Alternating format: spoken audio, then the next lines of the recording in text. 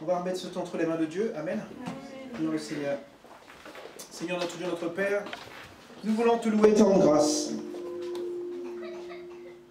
pour ta présence ce soir parmi nous. Ta parole dit, là où 2 ou 3 sont assemblés en ton nom, tu es présent, Seigneur. Et nous savons que nous sommes au bon endroit, au bon moment, avec les bonnes personnes, Seigneur. Amen. Nous savons que le Saint-Esprit est là, Seigneur. Et si nous sommes là ce soir, Seigneur mon Dieu, c'est parce que nous attendons à toi, Seigneur. Nous voulons être instruits, nous voulons être enseignés, nous voulons être corrigés, nous voulons être fortifiés, encouragés, Seigneur, transformés par ta parole, Seigneur, afin que nous, tes enfants, Seigneur, nous, tes fils et tes filles du royaume, tes citoyens des cieux, Seigneur, et ambassadeurs et ambassadrices de Christ sur la terre, Seigneur, nous puissions nous manifester, Seigneur, afin que la création entière puisse voir ta gloire à travers nos vies, Seigneur. Tu as fait de chacun de nous la lumière du monde, le sel de cette terre, Seigneur mon Dieu.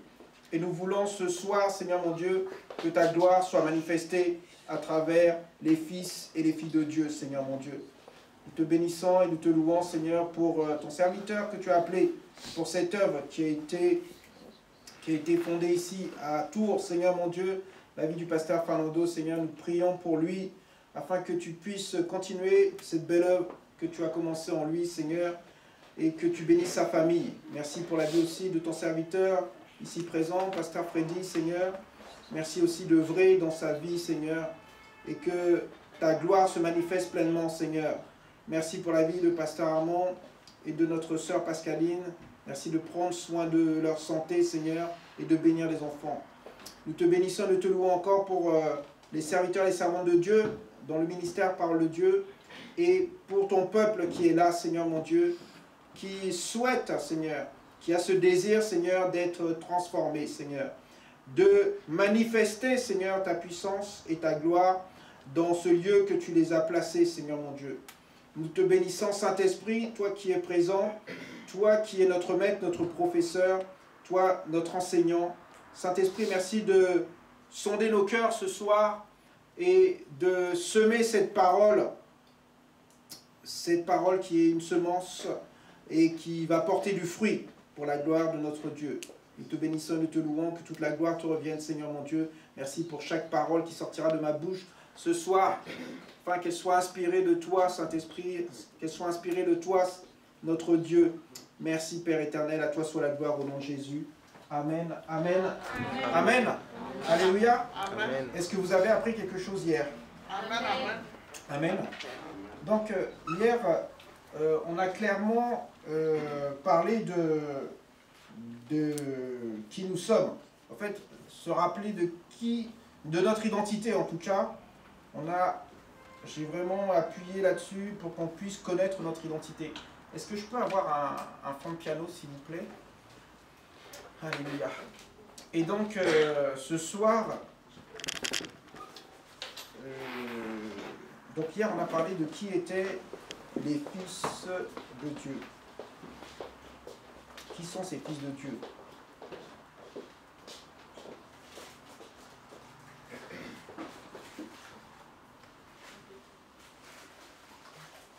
Et donc, hier, on avait terminé sur le livre de Romains, chapitre 8.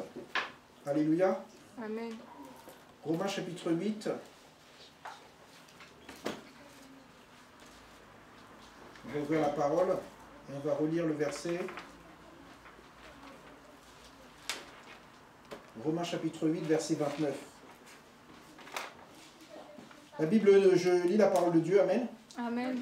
La Bible dit, car ceux qu'il a connus d'avance, il les a aussi prédestinés à être semblables à l'image de son Fils, afin que son Fils fût le premier-né entre plusieurs frères. Amen. Amen. Donc on a vu que nous devons prendre l'exemple sur notre Seigneur et Sauveur Jésus-Christ. Et aussi nous devons marcher sous le regard de Dieu notre Père. On a lu aussi le 1 Jean chapitre 3 verset 1. La Bible nous dit, voyez quel amour le Père nous a témoigné pour que nous soyons appelés enfants de Dieu. Si le monde ne nous connaît pas, c'est qu'il ne l'a pas connu. Amen. C'est important ces versets-là pour nous qui sommes enfants de Dieu, nous qui sommes fils et filles de Dieu, nous devons comprendre ces versets-là. Alléluia. Amen. Nous devons marcher sous le regard de Dieu. Et effectivement, en reprenant le texte, nous voyons que il dit, prenez conscience de l'amour que Dieu nous a témoigné, pour que nous soyons appelés enfants de Dieu. Et donc, il dit, le verset dit, si le monde ne nous connaît pas, c'est qu'il n'a pas connu Dieu. Et donc, le monde doit connaître Dieu à travers nous, ses enfants. Et c'est pour ça que le thème de ce soir, c'est les fils de Dieu manifestés. Le thème de ce mois-ci, vous le connaissez, c'est « Prenez de la hauteur ». Il est basé sur le texte d'Ésaïe chapitre 40, verset 31, qui dit car ceux qui se confient en Dieu renouvellent leur force. Amen. Amen. Donc il y a beaucoup de gens qui sont épuisés et ils ne prennent pas possession de ce texte-là. Oui, vous connaissez ce texte dans Matthieu chapitre... je crois que c'est chapitre 11, qui dit « Venez à moi, vous qui êtes fatigués et chargés, je vous donnerai du repos. » Amen. Amen. Et donc là, le Seigneur il nous dit dans sa parole que ceux qui se confient en lui renouvellent leur force. Amen. Donc ça veut dire que quand il y a des gens qui sont fatigués, qui sont abattus, ça c'est des personnes qui n'ont pas conscience qu'auprès du Père, ils peuvent renouveler leur force. En se confiant au Père, ils peuvent renouveler leur force. Amen. Les fils de Dieu manifestés sont des fils qui savent où est la source et la ressource. Amen, amen. Amen. Donc on a vu les fils de Dieu, les enfants de Dieu. Ce soir, j'aimerais aussi qu'on appuie sur ce mot manifester. J'ai regardé dans le dictionnaire, manifester, lorsqu'on parle de manifester quelque chose, on parle premièrement d'exprimer, montrer. On dit manifester, donc on doit exprimer, on doit montrer. Si nous sommes des fils et des filles de Dieu et qui doivent se manifester, nous devons nous exprimer, nous devons montrer. Alléluia, manifester notre volonté ou la volonté de Dieu. On doit manifester la volonté de Dieu. Les synonymes, il y a afficher, il y a extérioriser, faire montre de, montrer, proclamer. J'ai dit afficher, je ne sais pas. Deuxièmement, rendre perceptible. Faire connaître une manière d'être. Vous voyez, les fils de Dieu manifestés sont une manière d'être. Donc, la Bible dit, on doit voir la différence entre ceux qui servent Dieu et ceux qui ne servent pas Dieu. Hier, j'expliquais encore qu'un chrétien doit être différent de quelqu'un du monde. On ne peut pas être chrétien, on ne peut pas être enfant de Dieu, on ne peut pas être fils, fille de Dieu et se comporter comme quelqu'un du monde. Où est la différence? Comment le monde fera la différence entre toi qui va à l'église, qui va dans le temple, dans le sanctuaire de Dieu, dans le lieu saint, et un païen qui ne connaît pas Dieu? Ton comportement doit changer. On doit voir une nouvelle manière d'être. Alléluia. Un état. Manifester, c'est aussi représenter un état. C'est indiquer, c'est révéler, c'est signifier, c'est témoigner d'eux, c'est traduire quelque chose. Le contraire de manifester, c'est cacher, dissimuler. Alléluia. Manifester, c'est aussi faire preuve d'une aptitude. Alléluia. Amen. Donc, lorsqu'on parle de fils de Dieu, lorsqu'on parle de fils de Dieu ou de filles de Dieu manifestés, nous devons faire preuve. En fait, nous devons prouver qu'on est bien ce à quoi nous disons. Amen. Jean chapitre 4, au verset 9, la Bible dit « L'amour de Dieu a été manifesté envers nous, en ce que Dieu a envoyé son Fils unique dans le monde, afin que nous vivions par lui. Amen. Donc nous devons vivre, nous enfants de Dieu, nous fils et filles de Dieu, nous devons vivre par Jésus. Comme je disais hier, la Bible dit que si nous avons été crucifiés, Galates chapitre 2 verset 20, il dit, car si nous avons été crucifiés avec lui, ce n'est plus nous qui vivons. Amen. C'est lui qui vit en nous. Alléluia. Amen. 1 Jean chapitre 3 verset 2, la Bible dit, bien-aimés, nous sommes maintenant enfants de Dieu. Et ce que nous serons n'a pas encore été manifesté. Mais nous savons que lorsque cela sera manifesté, nous serons semblables à lui, parce que nous le verrons tel qu'il est. Amen. Alors, ce verset m'a fait quand même réfléchir. Parce qu'il dit que ce que nous serons n'a pas été encore manifesté. Mais nous savons que lorsque cela sera manifesté, nous serons semblables à lui. Or, en réalité, nous, fils de Dieu, filles de Dieu, nous sommes semblables à lui. Mais nous devons manifester cette ressemblance. Alléluia. C'est parce que le verset dit, alors nous serons semblables. Non, nous sommes déjà semblables à lui. Alléluia. Et donc c'est important pour nous, enfants de Dieu, de manifester cette ressemblance. On a cité hier Romains chapitre 8, verset 19. Je vais le relire. La Bible nous dit que la création entière attend avec impatience le moment où Dieu révélera ses fils et ses filles. Car la création est tombée sous le pouvoir de force qui ne mène à rien. Non parce qu'elle a voulu elle-même, mais parce que Dieu l'y a mise. Il y a toutefois une espérance, c'est que la création elle-même sera libérée un jour du pouvoir destructeur qui la tient en esclavage et qu'elle aura part à la glorieuse liberté des enfants de Dieu, des fils et des filles de Dieu que nous sommes. Amen. Amen. Alléluia. Amen. Donc, la Bible nous montre que les fils et les filles de Dieu révélés, manifestés, vont faire en sorte que la création puisse prendre part à la glorieuse liberté. Parce que vous savez qu'aujourd'hui, le monde est sous l'emprise du malin. Le diable a aveuglé les gens de ce monde. Et c'est nous, les fils et les filles de Dieu, qui vont, nous qui sommes la lumière de ce monde, nous allons pouvoir les éclairer afin qu'ils puissent, voir la glorieuse liberté qu'ont les enfants de Dieu. Amen. Donc la question que j'ai posée hier, qui sont les fils et les filles de Dieu? Mais je vais dire quelque chose peut-être qui vont vous choquer ce soir, mais les fils et les filles de Dieu ne sont pas des chrétiens.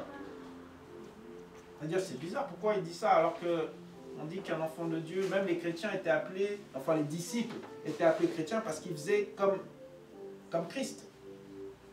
Je dirais même les fils de Dieu ne sont pas des croyants. Parce que la Bible parle des fils de Dieu. Amen. Il ne parle pas des enfants de Dieu, il parle des fils. Alors c'est vrai qu'on peut faire des confusions entre enfants et fils. On peut se dire, mais quelle est la différence? Puisque la Bible dit, mais si quelqu'un se donne à Christ, il devient enfant. Comme dit la Bible dans 1 Jean qu'on a lu, Jean chapitre 1, pardon, verset 12, il dit, mais à tous ceux qui l'ont reçu, il a donné le pouvoir de devenir enfant de Dieu. Amen. Donc, on a reçu Jésus, on est enfant de Dieu. Mais comme je disais hier, il y a un moment où il faut que l'enfant puisse grandir. Et il y a un verset qui me vient à l'esprit, mais je n'ai pas encore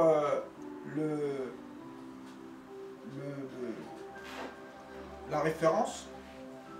Mais nous devons comprendre que celui qui est en nous, en fait le véritable nous, parce que vous savez que nous sommes un esprit, nous habitons dans un corps et nous possédons une âme.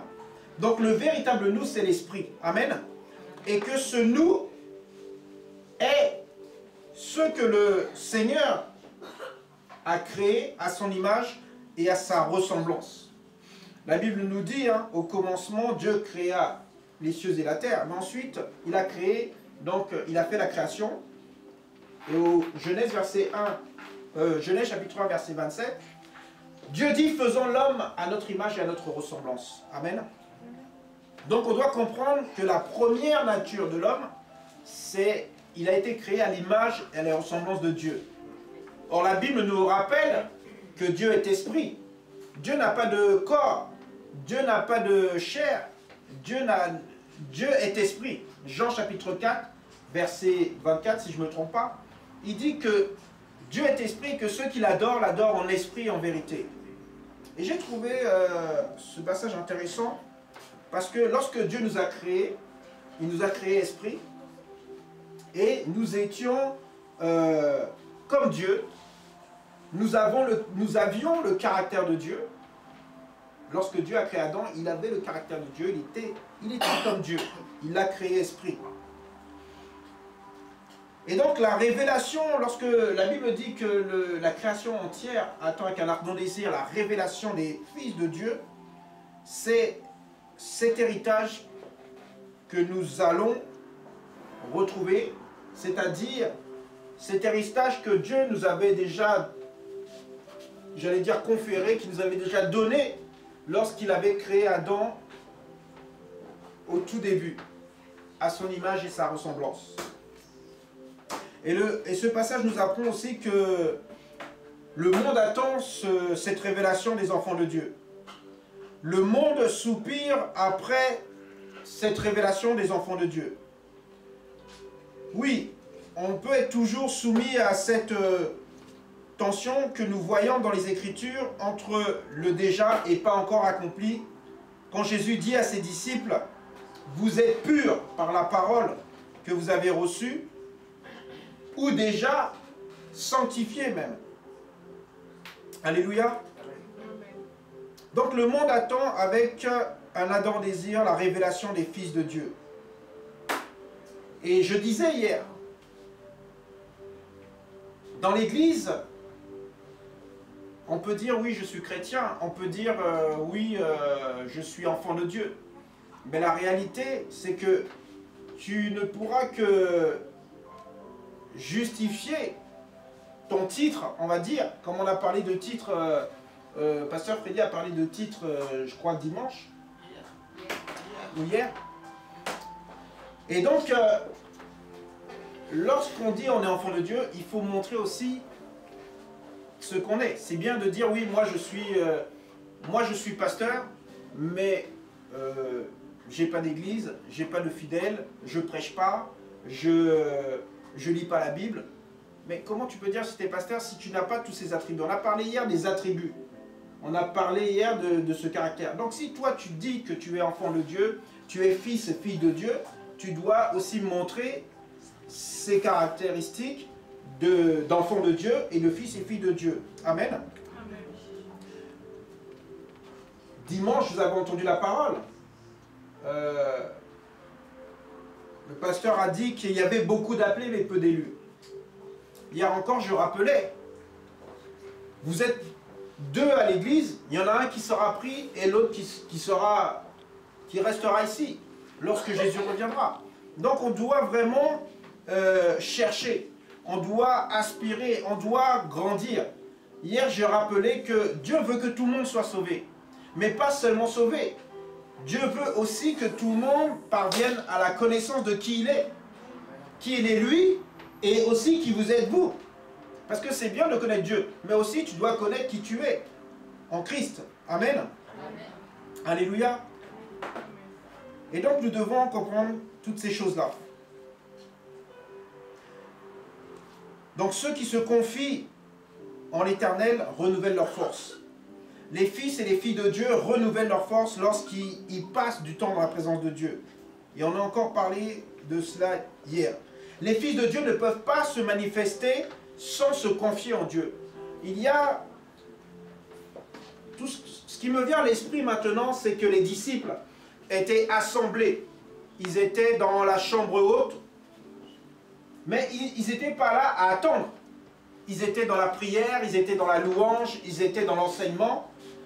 Et la Bible nous dit que le Saint-Esprit est descendu. Il y a eu une manifestation du Saint-Esprit. Et la Bible nous dit, comme des langues de feu se sont posées sur chacun d'eux. Donc le Saint-Esprit s'est manifesté, et après les fils et les filles de Dieu se sont manifestés. Comment? La Bible dit qu'il y a eu un changement. Ces mêmes disciples qui ne prêchaient pas la parole, lorsque Pierre est sorti, la Bible dit que son langage avait changé. Même les gens ils disaient, mais c'était pas ceux qui étaient avec Jésus. Comment parle-t-il comme ça? Avec assurance. Donc il y a cette manifestation qui fait que lorsque tu es en tant que fils et fille de Dieu, en mission, je vais dire, tu sais que ce n'est pas toi qui est en train de faire l'œuvre. Tu sais que c'est le Saint-Esprit. Lorsque tu vas parler avec assurance, tu vas prier pour les malades, tout cela, ça va être... tu es guidé par le Saint-Esprit. Ce n'est pas ta chair et ton âme qui te disent ça, c'est ton esprit. Alléluia. Donc tous ceux qui sont conduits par l'Esprit de Dieu sont fils de Dieu. On l'a lu hier. L'Esprit du Seigneur nous encourage à être toujours courageux, car ceux qui se confient en Dieu renouvellent leur force. Ésaïe chapitre 40, verset 31, la Bible nous dit, ils peuvent voler comme l'aigle. Et nous sommes dans un jour nouveau lorsque nous nous confions en Dieu. Je rappelais pendant les jours de jeûne et prière, lorsqu'on se confie en Dieu, les règles changent. Ce ne sont pas nos règles à nous, mais ce sont les règles de Dieu. Amen. Les choses ne sont plus les mêmes. Nous entrons dans une logique différente. On a un raisonnement humain, mais Dieu, il a sa logique. Et le raisonnement humain ne peut pas comprendre la logique de Dieu. Amen. Et on doit aussi avoir un regard différent sur les choses. Lorsque la Bible nous dit, ne nous conformons pas aux habitudes de ce monde, mais laissons-nous transformer par Dieu, ça veut dire que Dieu a une solution à un problème que nous ne voyons pas avec notre vue humaine. Rappelez-vous, j'ai parlé hier de prendre l'avion. Lorsqu'on prend l'avion, on a une perspective, on a une vue différente de lorsqu'on est à l'aéroport, lorsqu'on est sur Terre. Lorsqu'on est sur Terre, on a une vue, on n'a pas de vue d'ensemble. Mais lorsqu'on est en l'air, on a une vue d'ensemble. Ça veut dire que quelqu'un qui est sur un chemin, qui marche, il y a des tournants, il y a des virages, il y a des côtes, il y a des montagnes, il y a derrière, il ne sait pas ce qu'il y a derrière la montagne. Mais lorsque tu as pris de la hauteur, tu vois exactement l'environnement de toute la situation, on peut dire. Amen. On a une vue différente. Et donc la Bible nous dit que lorsqu'on se laisse transformer par Dieu, Dieu nous donne une nouvelle intelligence. Et on peut à ce moment-là discerner quelle est la volonté de Dieu. Et nous devons, en tant qu'enfants de Dieu, en tant que fils et filles de Dieu, croire que Dieu a toujours le meilleur pour nous. Parce que beaucoup de gens, lorsqu'ils font des prières à Dieu, ils disent « Seigneur, moi je veux telle chose ». Et ils obtiennent autre chose. Ils disent « Ah oui, mais Seigneur, ce n'est pas ce que j'avais demandé. Moi j'avais demandé ça, toi tu me donnes ça ». On doit toujours comprendre que Dieu veut le meilleur à chaque fois pour nous. Amen. On a été appelés à avancer par le Saint-Esprit, quelles que soient les circonstances que nous traversons. Et souvent, des fois, c'est vrai que ça peut être difficile humainement. Mais lorsqu'on a conscience de qui nous sommes en Christ, lorsqu'on sait qu'on est fils et filles de Dieu, la première chose que nous devons faire, c'est se réfugier, se confier en Dieu. Oui, la situation, je ne la comprends pas, mais je crois que en m'approchant de toi, en me confiant en toi, tu vas m'ouvrir mon intelligence afin que je puisse discerner la situation, comprendre qu'est-ce qui se passe. Pourquoi telle chose est comme ça, pourquoi telle chose est comme ça. Amen. Amen. Alors nous devons élever notre niveau de pensée. C'est comme ça qu'on élève notre niveau de pensée. Lorsqu'on est dans une situation pénible, on ne doit pas se morfondre. Mais on doit toujours aller à la source, se confier au Père. afin qu'il élève notre niveau de pensée, afin que ces paroles, que la foi, notre foi soit boostée par la parole. Nous devons placer notre confiance en Dieu qui nous donnera comme je disais, l'aigle. Vous savez, l'aigle, c'est un oiseau qui fait, en réalité, qui ne fait pas beaucoup d'efforts. Pourquoi je dis ça? Parce que lui, il a une intelligence d'économiser ses forces.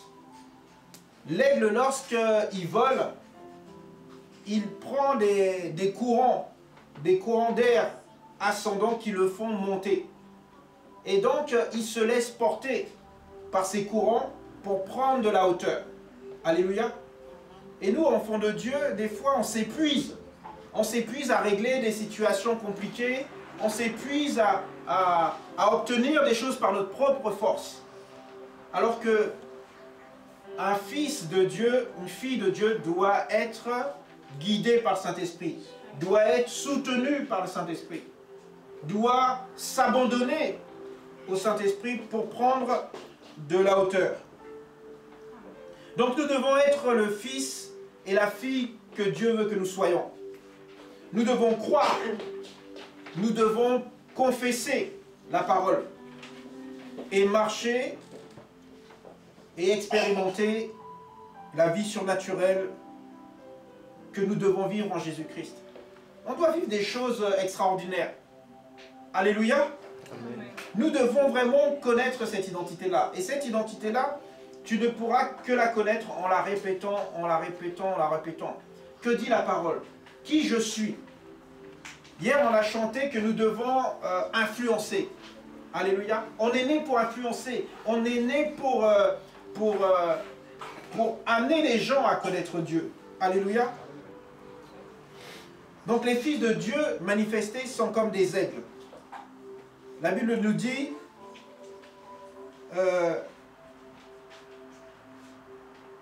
que ceux qui se confient en l'Éternel renouvellent leur force. Ils prennent leur vol comme les aigles. Ils courent et ils ne se lassent pas. Ils marchent et ils ne se fatiguent pas. Nous, enfants de Dieu, on ne doit pas être fatigués. On ne doit pas se lasser. Combien de gens à l'église se lassent? Ah oui, non, mais moi je suis fatigué, je ne pourrais pas venir à l'église ce soir. Mais lorsqu'on sait qu'on est enfant de Dieu, elle est où la ressource pour te recharger quand tu es fatigué? La parole nous le dit. Venez à moi, vous qui êtes fatigués, chargés. Tu as oublié cette parole-là. Donc tu restes chez toi, tu dis, ah non, moi je suis trop fatigué, je reste à la maison, je me repose. Non, c'est à l'église qu'il faut venir. Je me rappelle, quand je travaillais à Paris, après avoir travaillé toute la journée, je prenais le TGV et il y avait enseignement biblique. Ils avaient déjà commencé, mais moi j'arrivais. Peut-être 1 heure ou 2 après, et je restais jusqu'à la fin. Et lorsque j'étais fatigué, j'étais dans le TGV, je dormais. Parce que j'étais épuisé. Mais lorsque je sortais de l'enseignement biblique, j'étais boosté. Dieu avait renouvelé mes forces. Alléluia. On doit connaître notre identité en Christ. La Bible dit dans le psaume 125, verset 1, « Ceux qui se confient en l'Éternel sont comme la montagne de Sion. » Ça, c'est important. Le problème des enfants de Dieu, c'est que, je l'ai dit la dernière fois, mon peuple périt parce qu'il n'a pas la connaissance.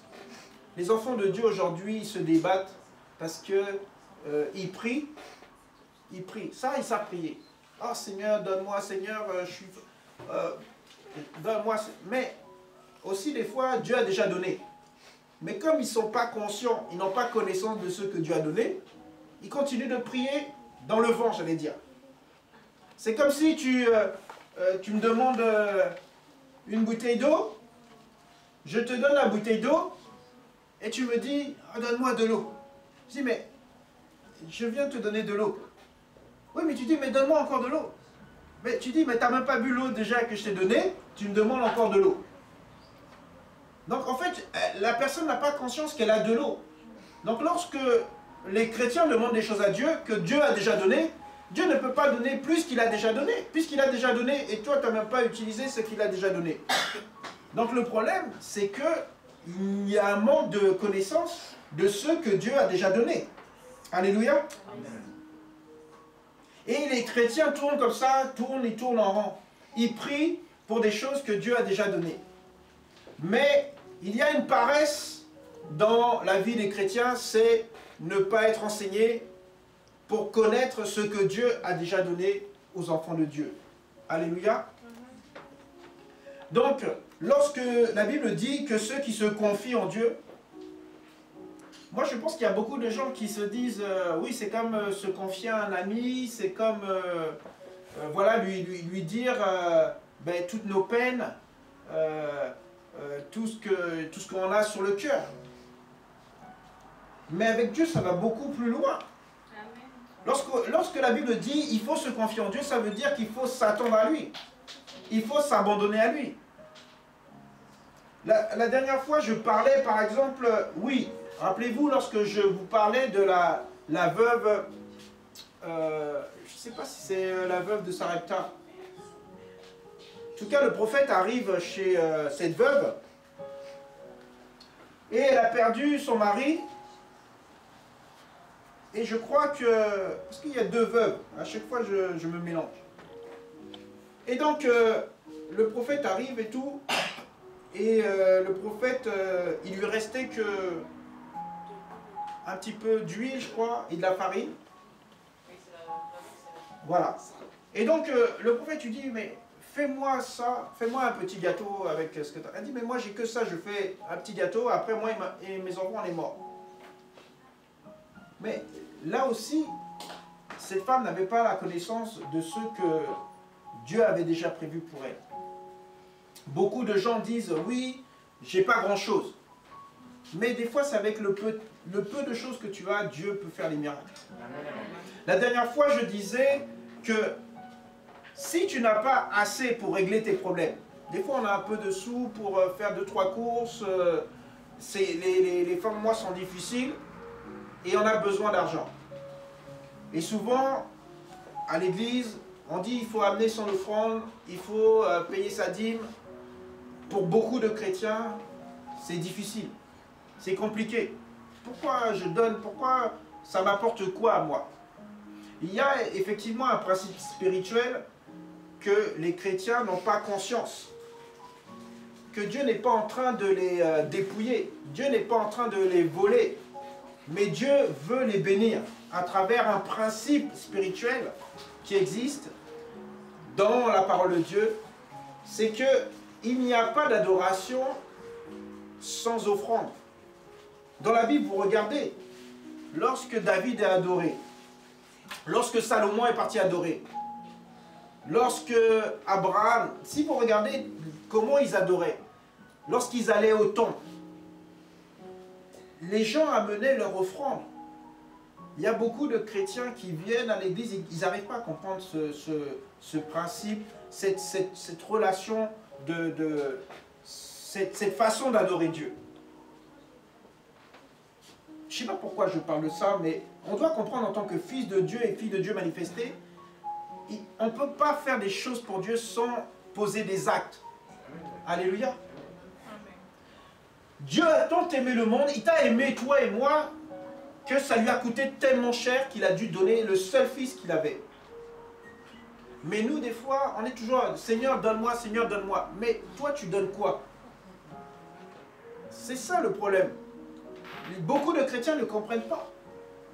Alors les fils de Dieu ne peuvent pas se manifester puisqu'ils manifestent, en tout cas, eux, ils ne manifestent pas pour Dieu. Eux, ils veulent que Dieu manifeste pour eux, mais eux, ils ne se manifestent pas pour Dieu. Et donc, on doit comprendre qu'en tant qu'enfant de Dieu, en tant que fils et fille de Dieu, on ne peut pas adorer Dieu sans sacrifice, sans offrande. Amen. On doit amener quelque chose qui nous coûte.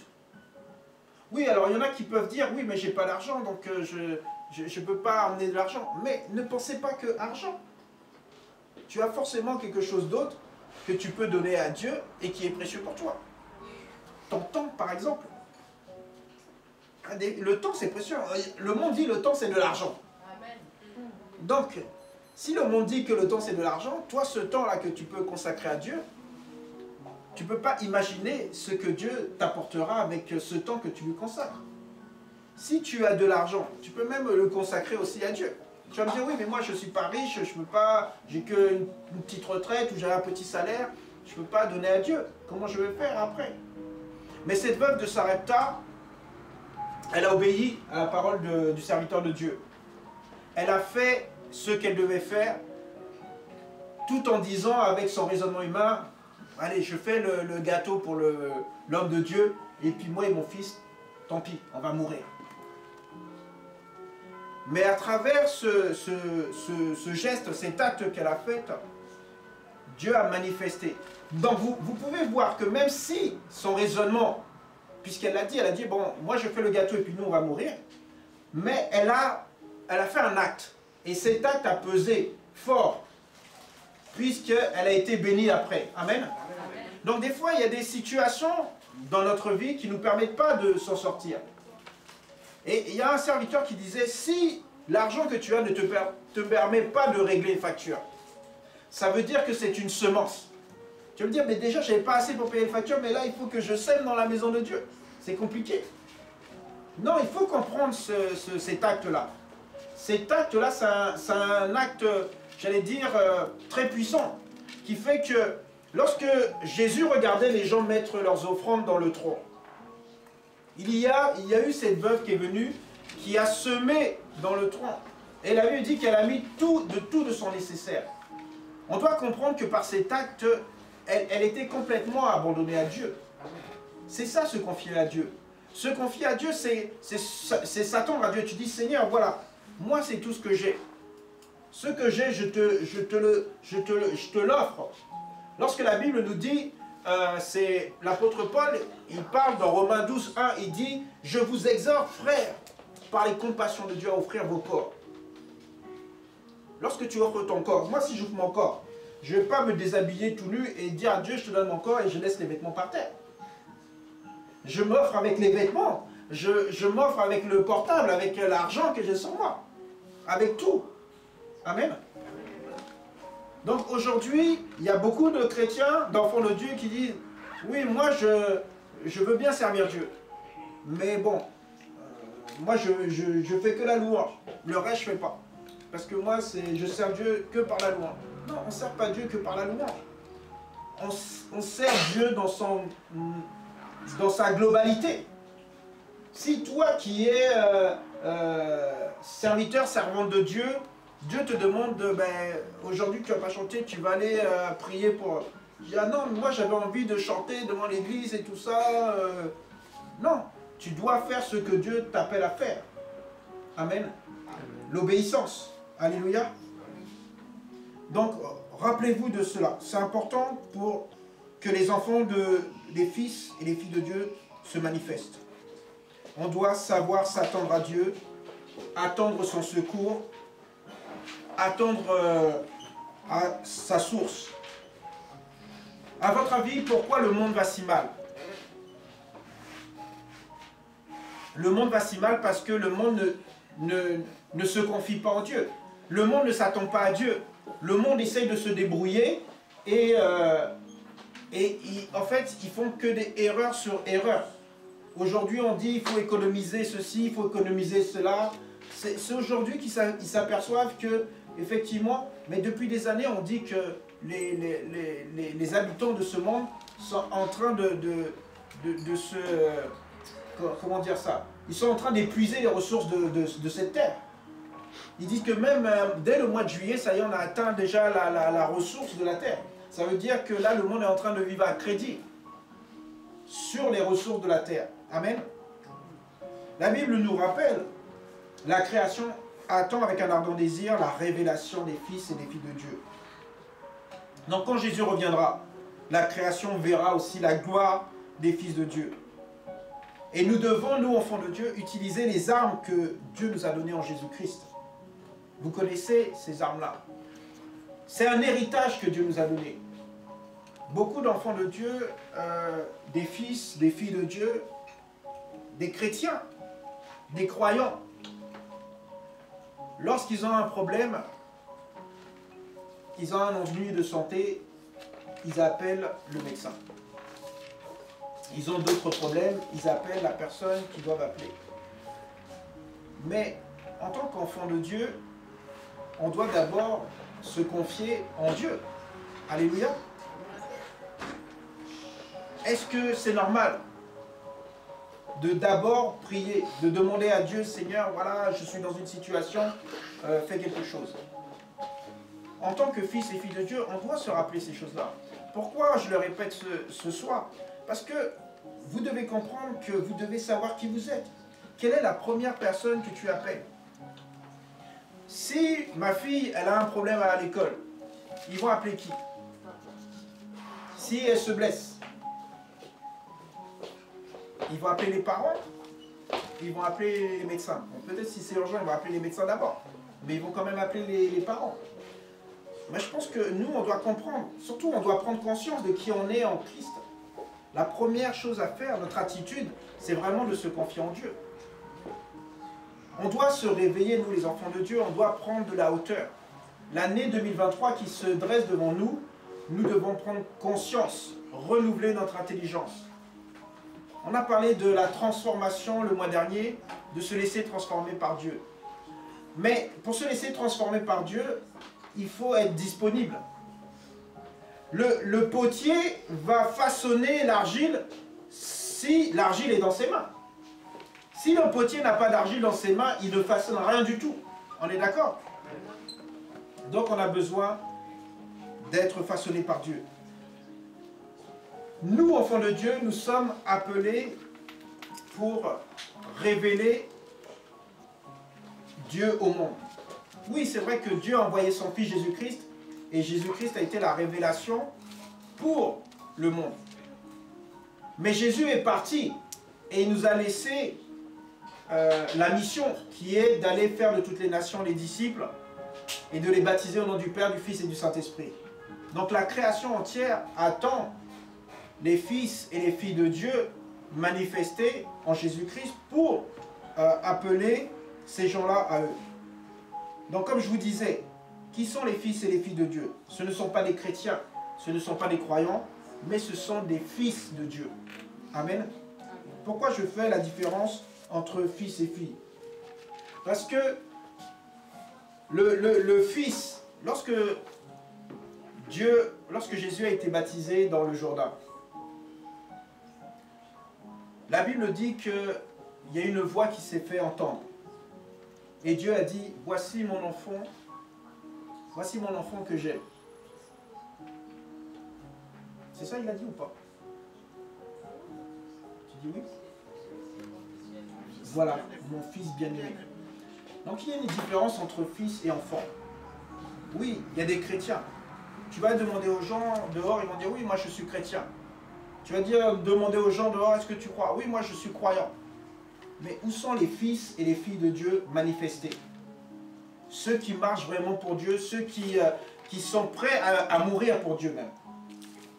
Vous savez, il y a des gens dans d'autres pays, ils ne peuvent même pas prêcher l'évangile.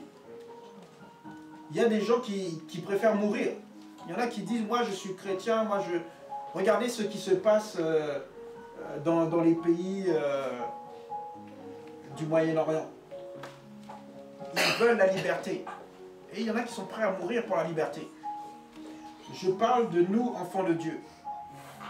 Lorsqu'on te dit, oui, toi, est-ce que tu es prêt à mourir pour Jésus? Si on te dit, va faire ça tout de suite. Il y en a peut-être qui vont réfléchir. Vous savez pourquoi? Parce qu'ils ne veulent pas mourir, ils ont peur de mourir. Mais quand tu es fils de Dieu, tu sais que la mort n'a plus de pouvoir sur toi. Alléluia. Tu es convaincu que tu es enfant de Dieu. Si tu meurs aujourd'hui, demain tu sais que tu es auprès de Jésus. Et tu sais que tu vas ressusciter. Alléluia. Mais ceux qui n'ont pas cette conviction en eux, ils ont peur. Non, non, mais moi je ne veux pas mourir. Moi je suis bien sur la terre, je veux profiter encore. Mais aujourd'hui sur la terre, regardez les douleurs de l'enfantement, les maux que nous traversons, les épidémies, les crises financières, les crises sociales. Donc des fois, on peut se dire, est-ce que c'est pas mieux même avec Jésus? Mais oui, c'est mieux. Alléluia. Alors je l'ai rappelé tout à l'heure, quelle est notre première nature?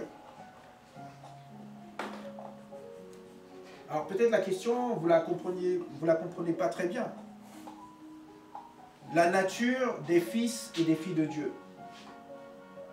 Quelle est cette première nature? On est créé à l'image et à la ressemblance de Dieu, je disais tout à l'heure. Donc nous sommes d'abord esprits, nous sommes spirituels. Spirituel, ça veut dire que nous avons cette caractéristique de Dieu. On a le caractère de Dieu. On est façonné à la ressemblance de Dieu. C'est cela notre première nature. C'est ce que nous étions avant la chute d'Adam. On était comme des dieux. On était comme Dieu, en réalité. Et nous sommes, en tant qu'enfants de Dieu, aujourd'hui, en tant que fils et filles de Dieu, nous sommes d'abord cette réalité-là. Nous sommes un esprit renouvelé, une nouvelle créature en Christ. Comme il est dit dans 2 Corinthiens chapitre 5, verset 17. Les choses maintenant sont devenues nouvelles. Lorsque tu fais des choses aujourd'hui, tu dois les faire en nouveauté, en prenant conscience que tu as le Saint-Esprit en toi, celui qui a ressuscité Jésus d'entre les morts, et tu peux manifester la puissance de Dieu en tant que fils de Dieu. Je dis cela parce que il y a beaucoup de gens qui ne comprennent pas que lorsque Dieu a créé Adam, Adam était esprit. Genèse 1, 27, je l'ai dit. La Bible dit que Dieu a dit, faisons l'homme à notre image et à notre ressemblance. Mais regardez dans Genèse 2, verset 7. La Bible dit que Dieu a pris la poussière de la terre et il a formé avec la poussière de la terre un corps. Et il a soufflé dans les narines et l'homme est devenu un esprit, un être vivant. Amen. Donc, avant d'être un être vivant, l'homme était déjà un être spirituel. Amen. Et c'est ce que nous sommes en Jésus-Christ. Nous sommes d'abord des êtres spirituels, même si que nous vivons dans un corps pour vivre sur la terre. C'est important de comprendre ça en tant que fils de Dieu. Lorsqu'on parle de fils de Dieu, on parle d'être spirituel. Alléluia. On ne parle pas oui, chrétien, je vais à l'église, un tel. Non, je parle des fils et des filles de Dieu spirituels. Des fils et des filles du royaume. Alléluia. C'est notre héritage. On est d'abord un esprit. Et le monde attend la révélation des fils et des filles de Dieu manifestés spirituellement. Qu'est-ce que je dis par là? Je dis que lorsque la Bible parle, voici les signes et les miracles qui accompagneront ceux qui auront cru. Oui, on parle de ceux qui auront cru, mais on parle des fils et des filles de Dieu manifestés. Lorsque les disciples ont été remplis du Saint-Esprit, lorsque Jésus a été rempli du Saint-Esprit, la Bible dit il allait de lieu en lieu, faisant du bien à tous ceux qui étaient là, qui étaient sous l'emprise du malin. Il guérissait les malades, il chassait les démons, il délivrait les captifs. En tant que fils de Dieu, je réclame ta puissance pour libérer cette personne-là, puisque c'est ce à quoi tu m'as appelé en tant qu'ambassadeur et ambassadrice de Christ. Amen. Lorsque vous dites ces choses-là, vous les proclamez, Dieu est obligé d'exécuter sa parole, puisque c'est à ça que nous sommes appelés. Alléluia. Mais nous, en tant qu'enfants de Dieu, en tant que chrétiens, on est assis, on reçoit la parole, mais on a du mal à réaliser, à être conscient de ces choses-là. Quelqu'un aura besoin de toi, peut-être quelqu'un va te dire, oui, est-ce que tu peux m'aider? Je vais lui dire, avec ton raisonnement humain, mais moi, je ne peux rien pour toi, je n'ai pas d'argent, je n'ai pas ceci. Mais lorsque Pierre, les disciples, les deux disciples, Pierre était là, ils ont vu le paralytique. Pierre a dit, moi je n'ai rien, mais ce que j'ai, je te le donne. Au nom de Jésus, lève-toi et marche. Amen. Donc, c'est vrai, des fois, on peut ne pas avoir.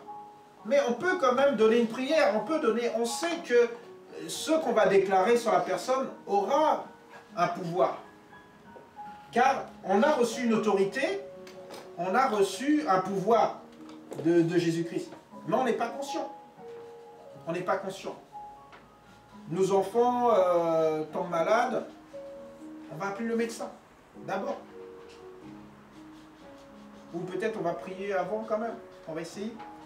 On va se dire, bon, on va essayer quand même, ça peut marcher. Amen. Non, il faut qu'on prenne de la hauteur, qu'on comprenne que maintenant, je vais changer ma façon de faire. D'abord, esprit d'abord, et après on fera le naturel. Alléluia.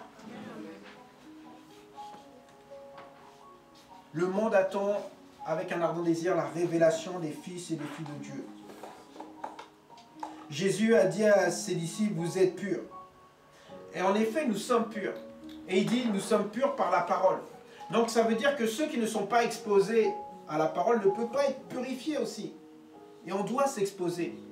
De la même façon que nous vivons, on a besoin d'air, on a besoin d'oxygène pour vivre. L'enfant de Dieu a besoin de la nourriture. Le fils de Dieu, la fille de Dieu, l'esprit a besoin de se nourrir. La Bible dit dans Matthieu 4,4, si je ne me trompe pas, l'homme ne vivra pas de pain seulement, mais de toute la parole. Si on ne comprend pas ces choses, qu'on est obligé de s'alimenter, arrête de manger, tu vas voir. Arrête de manger, tu vas voir si tu tiens. Tu ne tiens pas. Donc, tu penses que ton esprit, si tu ne le nourris pas, il va tenir. Non, il ne va pas tenir. Il a besoin d'être nourri. Et si tu aimes le manioc, tu vas manger du manioc. Ça cale bien, ça. Tu dis, ah oui, moi je vais manger. Mais mange une cuillère à soupe de manioc. Dis-moi si ça va te caler que comme tu manges à plat. Donc quand tu dis, ah moi j'ai lu un verset ce matin, c'est bon. Mon ventre est rempli. C'est pas vrai. Alléluia. Tu peux pas dire, oui j'ai lu la parole, j'ai fait ma part. Non. Ça, tu vas mourir. Mange une cuillère de manioc, tu vas mourir. Mange un morceau de... Non, tu vas prendre un gros plat de riz, tu vas prendre un gros... Tu vas bien remplir ton ventre et tu vas même faire la sieste après. Mais quand tu dois lire la parole, c'est un verset tu prends. Tu vois? Non, c'est pas possible. Ton esprit ne peut pas tenir face aux assauts de l'ennemi. La Bible dit que la parole de Dieu est l'épée de l'esprit. Alléluia. Donc tu as besoin de la parole de Dieu. Beaucoup de chrétiens ne comprennent pas. Oui, mais je ferai plus tard. On est spirituel d'abord. Les fils et les filles de Dieu manifestés sont d'abord spirituels. Si tu ne comprends pas que à travers la parole de Dieu, la parole de Dieu, elle a tout pouvoir. C'est elle qui a créé toutes les choses. Jésus, le centurion a dit à Jésus, dis seulement un mot. Donc juste une parole. Oui, des fois tu peux prendre un verset, tu dis, oh là là, j'ai prié le Saint-Esprit pour avoir une parole, il m'a donné un verset, et ce verset-là m'a fortifié, ce verset-là m'a encouragé, m'a transformé. Juste un verset que Dieu a mis dans mon cœur, et à partir de ce verset-là, il y a beaucoup de choses qui se sont manifestées dans ma vie. Je suis devenu prospère, il y a beaucoup de choses que, voilà, Dieu a transformé ma vie. Oui, avec un verset. Mais après, tu as besoin de te nourrir pour rester, comme je disais, dans une constance. Parce qu'il y a des chrétiens, c'est haut et bas. Aujourd'hui, ah, Dieu m'a béni, j'étais à l'église, le pasteur a prié pour moi, il a imposé les mains. Oh, j'ai senti Dieu à travers moi, je sais qu'il est avec moi. Mais comme je vous disais hier, après les jours passent, tu dis, ah, ben, je me sens pas comme hier ou avant-hier, je sens qu'il y a une baisse. Il faut que je redemande au pasteur de prier pour moi, qu'il impose les mains. Parce qu'il y en a qui croient que lorsqu'on impose les mains, c'est comme si on mettait de l'essence dans une voiture. On n'est pas des magiciens. On n'est pas en train de nourrir les gens avec des impositions. Et même la Bible dit, il faut faire attention à qui vous imposez les mains. On n'impose pas les mains comme ça. Il y en a qui recherchent les impositions des mains. Il y a beaucoup de... Il y a des gens des fois qui disent, oui, pasteur, prie pour moi, impose-moi les mains. Mais il n'y a pas de magie dans l'imposition des mains. Il faut que les chrétiens comprennent ça. Alléluia. C'est la parole de Dieu qui nous soutient. Alléluia. Donc, la parole, elle nous purifie. La parole nous sanctifie. La parole, elle nous fortifie. Elle nous encourage. Vous connaissez très bien ce verset dans 2 Timothée, chapitre 3, verset 16. qui dit que toute écriture est inspirée de Dieu et utile. Il dit, toute écriture est inspirée de Dieu et utile. Le mot utile veut dire quoi? Ça veut dire qu'on peut l'utiliser pour plein de choses. Lorsqu'on sait qu'au commencement était la parole et que la parole est avec Dieu. Dieu et la parole ont fait tout ce que nous voyons aujourd'hui. Et nous, on a Dieu et on a la parole. Donc si Dieu avec la parole a pu faire tout ce que nous voyons aujourd'hui, est-ce que nous, avec Dieu et la parole, on ne peut pas faire autant? Alléluia. Le monde attend avec un ardent désir la révélation des fils et des filles de Dieu. Et nous devons révéler Dieu à travers ce que Dieu a mis dans notre cœur par le Saint-Esprit. C'est-à-dire, est-ce que quelqu'un me suit? Qu'est-ce que Dieu a déversé dans nos cœurs? Amen. La Bible dit que Dieu a déversé dans nos cœurs son amour. L'amour de Dieu a été déversé dans nos cœurs par le Saint-Esprit. Donc le monde attend, c'est l'amour de Dieu. Et en effet, Dieu a tant aimé le monde, comme je disais tout à l'heure, qu'il a donné son Fils. Il aime le monde. Et le monde attend aussi cet amour. Et le monde ne veut pas de chrétiens. Oui, je suis chrétien. Le monde ne veut pas de religion. Lorsqu'on parle de religion, les gens, ça les dérange. Et nous, on ne prêche pas une religion. On prêche Jésus-Christ, que Dieu a envoyé pour sauver le monde. Amen. Et le monde n'a pas besoin de croyants non plus. Mais il a besoin de la manifestation des fils de Dieu. Lorsque tu vas aller chez quelqu'un qui est dans la détresse, quelqu'un qui ne connaît pas Dieu, quelqu'un qui ne croit pas, et que tu vas lui dire, Dieu va te donner une révélation, il va te donner une parole de connaissance, il va te donner une parole de prophétie, et que tu vas dire à la personne, voilà ce que Dieu me dit, je dois prier pour toi, et que la personne, elle va être surprise que Dieu t'utilise pour la consoler, pour la réconforter, pour la délivrer, pour la relever. C'est ça que le monde attend. Nous, les enfants de Dieu. Alléluia. Quand tu aimes les gens, tu es en train de transférer tout ce qu'on a reçu de Dieu qui est en toi, c'est-à-dire du surnaturel divin, en manifestant le caractère de Dieu. L'amour de Dieu va changer et transformer la vie des gens qui sont autour de toi. Alléluia. Donc si tout ce que tu reçois à l'église, tu le gardes pour toi, c'est du gaspillage. Dieu est en train de t'équiper. Tu viens à l'église, mais cet équipement, tu ne l'utilises pas. Tu le gaspilles. Alléluia. Donc tu dois révéler au monde le caractère de la nature de Dieu au travers de la nature que toi tu as reçue en tant que fils et fille de Dieu. Cette nouvelle nature. La Bible dit que si quelqu'un est en Christ, il devient une nouvelle créature, une nouvelle nature. Alléluia. Ce que nous étions, ce que Adam était avant de léguer son autorité au malin. Et donc cette nature, elle est en toi, elle est en moi, par la nouvelle naissance qu'on a reçue en Jésus-Christ. Les fils de Dieu manifestés. Voilà ce que nous devons être. Acte 10, 38 dit que vous savez comment Dieu a oint du Saint-Esprit Jésus-Christ de Nazareth qui allait de lieu en lieu, faisant du bien à tous ceux qui connaissaient. On doit faire du bien aux gens autour de nous, en parlant de Dieu, pas en notre nom à nous. Moi, pasteur Jonathan, je prie, sois guéri. Pas de Jésus, pas de... Non. Ça n'existe pas. On est missionné. On est commissionné. Alléluia.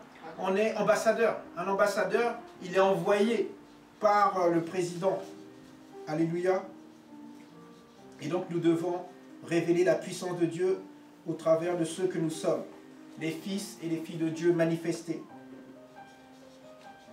La révélation de la puissance de Dieu nous a été donnée. Il faut qu'on réalise aussi, nous, enfants de Dieu, que nous avons cette puissance en nous. Le Saint-Esprit qui a ressuscité Jésus-Christ d'entre les morts. Il est en toi et il est en moi. On a appris la dernière fois que le Saint-Esprit était une personne. Le Saint-Esprit n'est pas une force, n'est pas une énergie. Le Saint-Esprit est une personne. Jésus a dit, je vous enverrai le consolateur. Il est là pour nous consoler, mais il est là aussi pour nous guider. Les fils de Dieu sont guidés par le Saint-Esprit. Alléluia. Donc nous devons compter aussi sur le Saint-Esprit qui est à nos côtés. Et c'est lui aussi qui nous transfère la puissance de Dieu. Alléluia. Donc aujourd'hui, les chrétiens doivent naître de nouveau. Bah, tu vas me dire, mais s'ils sont déjà chrétiens, comment ils peuvent naître de nouveau? Mais parce que, en fait, le chrétien il doit passer d'état de chrétien, d'état d'enfant de Dieu à fils de Dieu. Afin que Dieu se manifeste pleinement. Alors, on chante, oui, fais-moi voir ta gloire. Fais-moi voir ta gloire dans ma vie et tout ça. Mais la gloire de Dieu ne peut que se manifester que si nous sommes, j'allais dire, si nous sommes en Christ.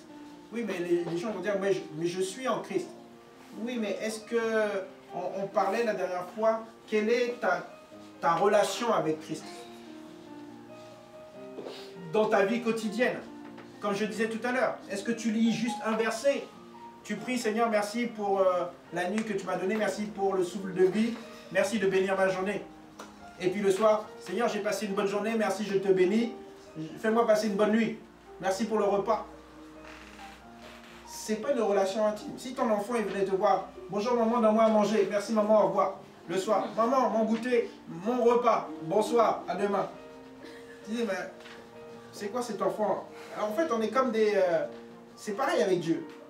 Ceux qui demandent, Seigneur, merci de me bénir, merci Seigneur pour la nuit bénie. Mais c'est tout ce que tu as à dire à Dieu. C'est tout ce qu'il fait pour toi.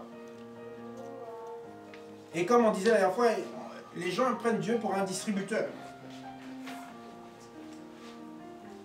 Donc on ne doit pas se contenter à être des chrétiens nés de nouveau, mais nous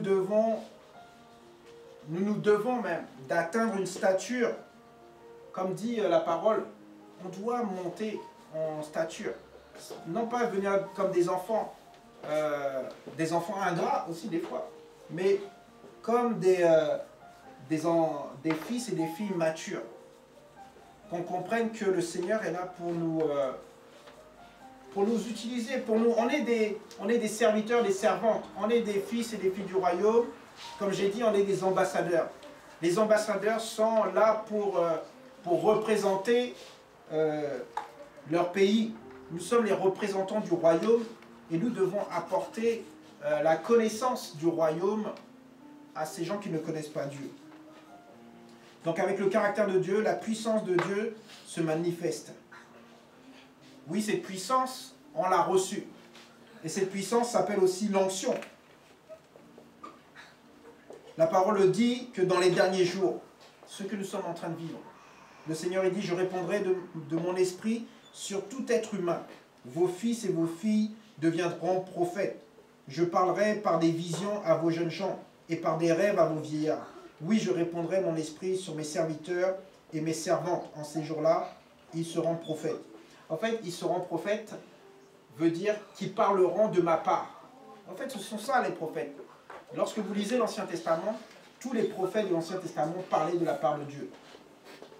Avec Pasteur, plusieurs fois, on vous a expliqué. Lorsque le prophète descendait en ville, les gens étaient terrifiés. Parce qu'ils se disaient, mais qu'est-ce que Dieu va dire encore? Qu'est-ce qu'il a à nous dire? Parce que Dieu passait toujours par le prophète. Et le prophète était un homme plus que respecté. Même le roi craignait le prophète. Lorsque le prophète disait une parole, la parole s'accomplissait. Parce que le prophète parlait de la part de Dieu. Amen. Donc aujourd'hui, vous allez dire, oui, mais le pasteur, il n'est pas prophète.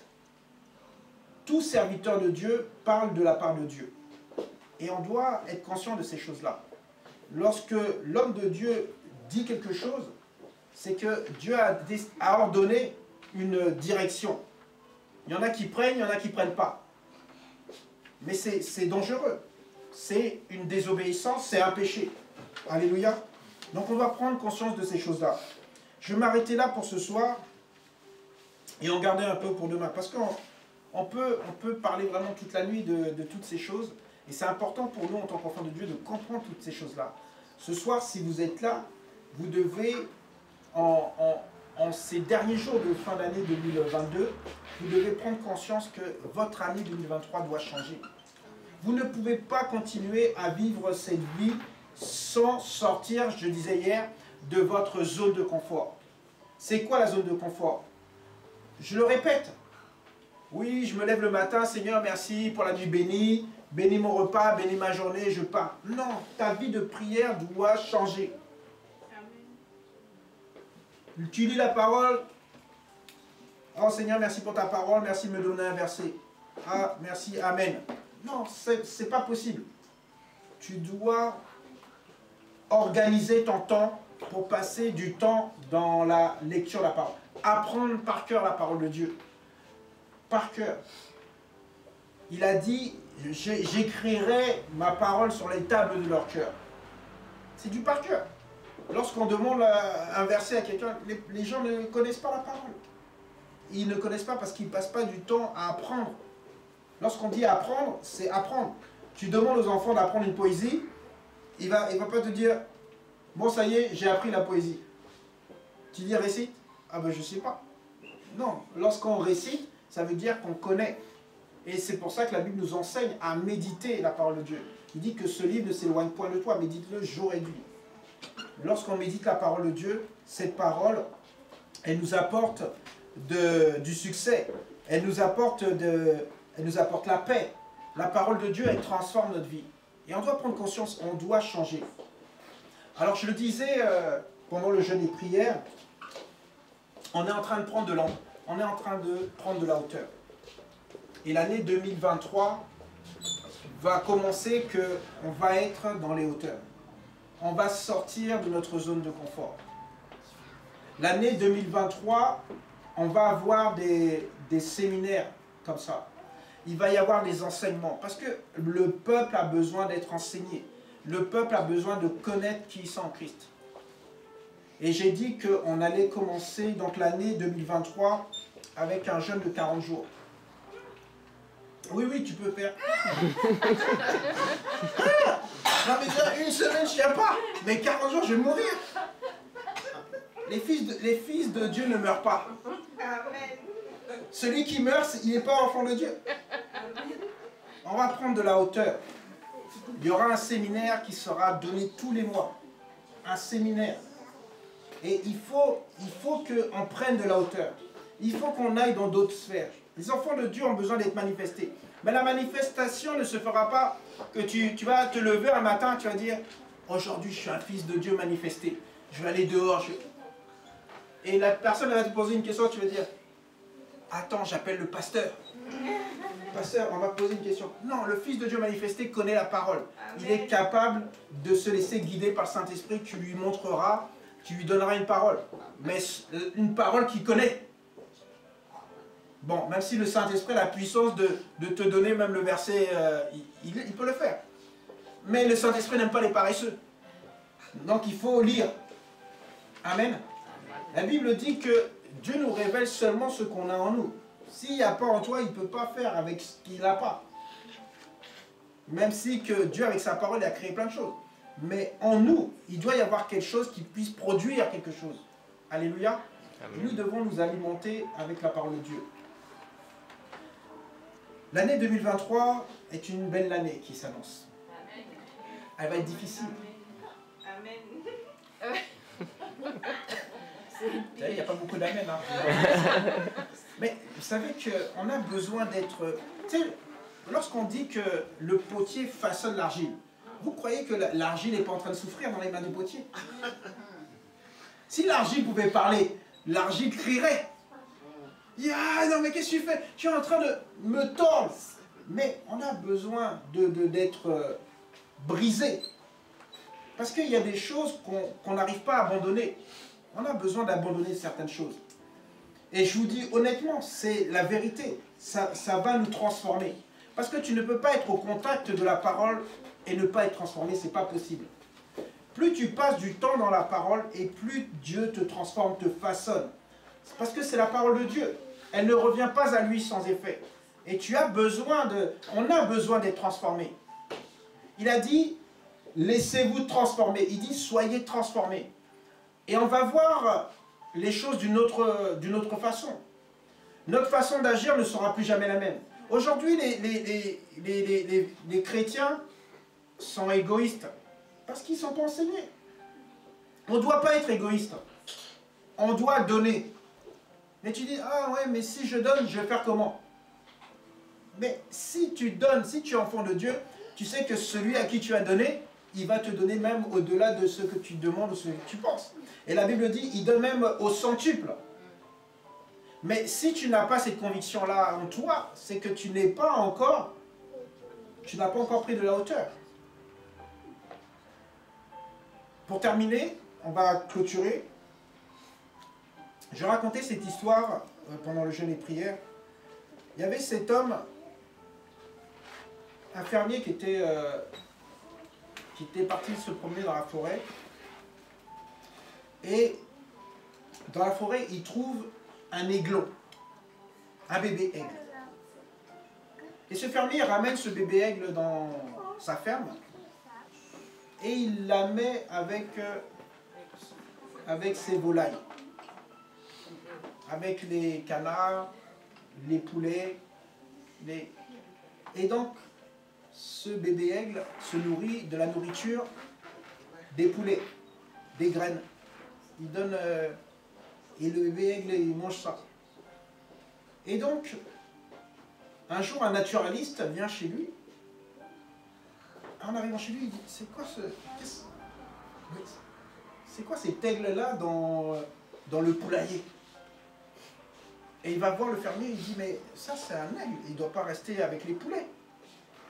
Là, cet oiseau-là, il doit voler. Et le fermier dit, non, mais lui, j'ai eu tout petit bébé, c'est un poulet maintenant, c'est plus un aigle. Il dit, mais c'est pas possible. Il dit, demain, je vais le prendre et je vais vous montrer que c'est un aigle. Il dit, non, moi je vous dis, c'est un poulet. Moi, je l'ai pris tout bébé. C'est un poulet. Et donc, le lendemain, le naturaliste, il a eu l'autorisation du fermier, il prend l'aigle et il dit à l'oiseau, tu es un aigle, toi tu dois voler, vole. Et l'oiseau, l'aigle là, il voit les poulets en train de manger. Il saute et il va manger avec les poulets. Et le fermier dit, ben, j'avais dit que c'était un poulet, c'est pas un aigle. Il dit, non, non, c'est pas possible, demain on va réessayer. Et donc le lendemain, il réessaye, il dit, je t'ai dit que tu es un aigle, tu n'es pas un poulet. Arrête de faire comme ces autres-là. Va, vole. Et l'aigle, il regarde encore les poulets et il saute, il va manger avec les poulets. Après, le naturaliste, il dit, c'est pas possible. Et le fermier dit, je vous avais dit, cet oiseau-là, c'est fini, il ne va plus voler. Il va manger, il va être une poule, comme les autres. Il dit, non, non, demain, je vais réessayer. Il dit, ok, d'accord, si vous voulez. Le lendemain, il prend l'aigle et il sort de la ville. Il va dans les montagnes, en haut. Matin très tôt, il faisait nuit, le jour n'était pas encore levé. Et lorsqu'il arrive en haut, le soleil commence à s'élever et il dit à l'aigle, tu es un aigle, tu n'es pas un poulet. Et on voit le soleil qui commence à apparaître. Et là, l'aigle commence à ouvrir ses yeux et il commence à voir l'étendue des montagnes, de la plaine. Et l'aigle commence à s'élancer. Et l'aigle s'envole. Et l'aigle ne revient plus avec les poulets. Et c'est ça que nous sommes. Nous sommes des aigles, nous ne sommes pas des poulets. Les chrétiens aujourd'hui, on voit beaucoup de poulets dans les chrétiens. Il y a très peu d'aigles. Pasteur a dit, il y a beaucoup d'appelés, donc beaucoup de poulets, mais peu d'élus, peu d'aigles. Et moi, j'aimerais emmener les poulets à devenir des aigles. Et pas à rester des poulets. Aujourd'hui, ils entendent les informations. Ben, tous les poulets, ils courent après les trucs.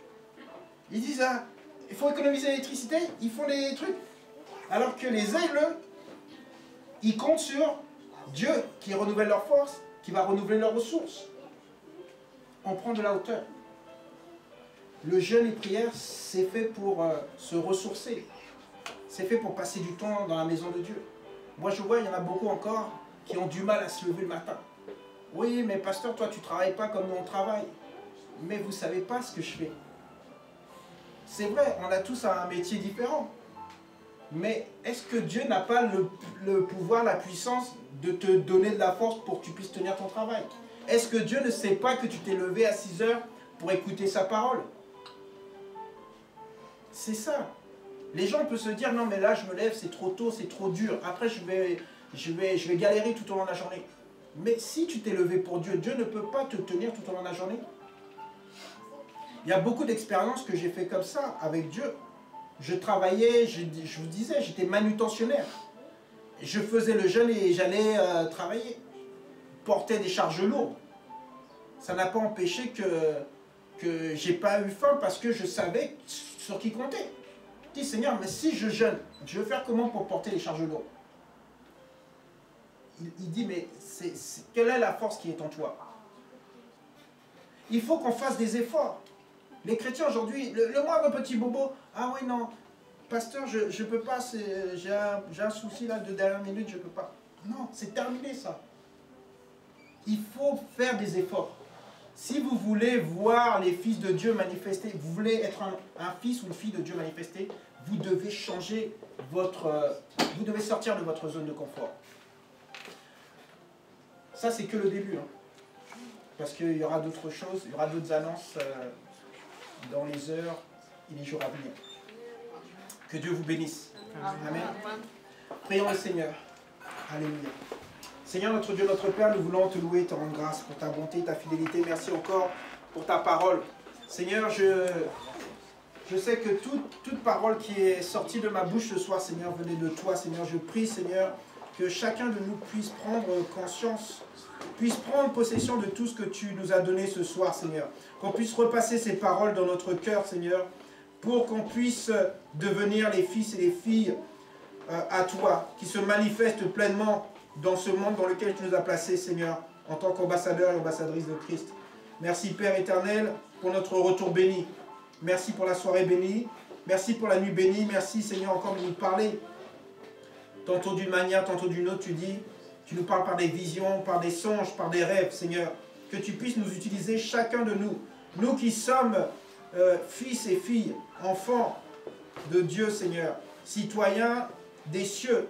Oh Père, nous prions ce soir, Seigneur mon Dieu, que tu continues cette œuvre que tu as commencée en nous, Seigneur. Merci, Seigneur, de nous aider à prendre de la hauteur, Seigneur. Nous ne pouvons pas nous appuyer sur nos forces, Seigneur, mais sur toi qui renouvelle nos forces, Seigneur, et qui va pouvoir, Seigneur, nous faire monter dans les lieux très hauts, Seigneur mon Dieu. Nous te bénissons et nous te louons encore, Seigneur, pour la vie de mes frères et sœurs ce soir. Merci, Seigneur mon Dieu, de les fortifier, de les encourager.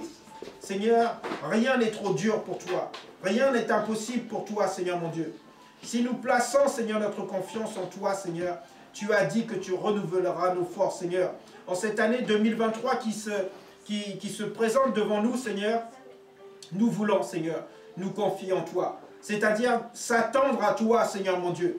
Afin que s'il y a des choses, Seigneur mon Dieu, que nous ne pouvons pas, Seigneur, maîtriser, nous croyons que toi, Seigneur, tu es au contrôle, Seigneur. Nous te bénissons et nous te louons, Seigneur. Que toute la gloire te revienne. Au nom de ton Fils Jésus, j'ai ainsi prié. Amen. Amen. Où sont les aigles ce soir?